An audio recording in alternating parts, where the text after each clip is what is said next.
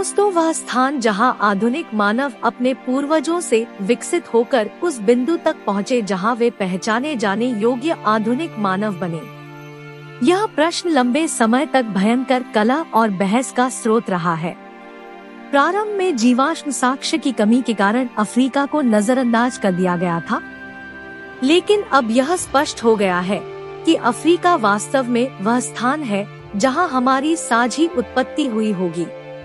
हालांकि पिछले कुछ दशकों में नई पुरातात्विक खोजों, बेहतर डेटिंग और आनुवंशिक साक्ष्य के कारण यह स्पष्ट हो गया है कि अफ्रीका वास्तव में वह स्थान है जहां हमारी सबकी उत्पत्ति हुई है।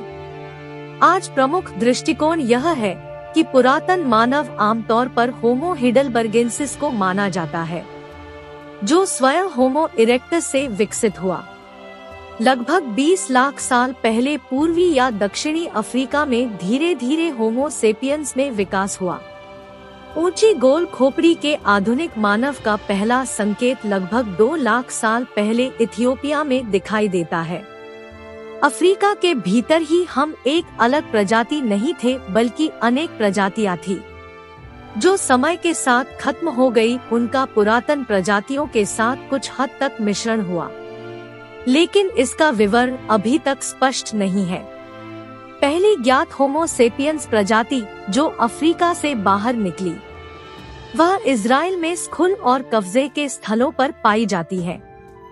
दुनिया भर में यात्रा के दौरान होमो सेपियंस को अन्य मानव प्रजातियों का सामना करना पड़ा, जिन्होंने उन्हें कुछ क्षेत्रों में हरा दिया और उस पर अपनी मुहर लगा दी। दिलचस्प बात यह है कि इनमें से कुछ निश्चित रूप से कम निएंडरथल और डेनिसोवन ने भी हम पर अपनी छाप छोड़ी। हमने उनके साथ संबंध बनाए और निएंडरथल और डेनिसोवन दोनों डीएनए आज भी गैर अफ्रीकी डीएनए में दिखाई देते हैं।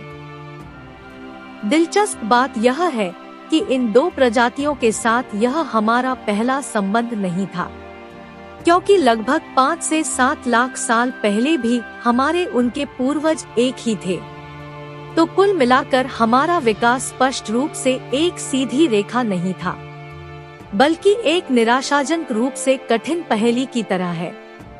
तो दोस्तों, आज के लिए बस इतना ही। तो मिलते हैं एक और नई इंटरेस्टिंग वीडियो के साथ। तब तक के लिए धन्यवाद।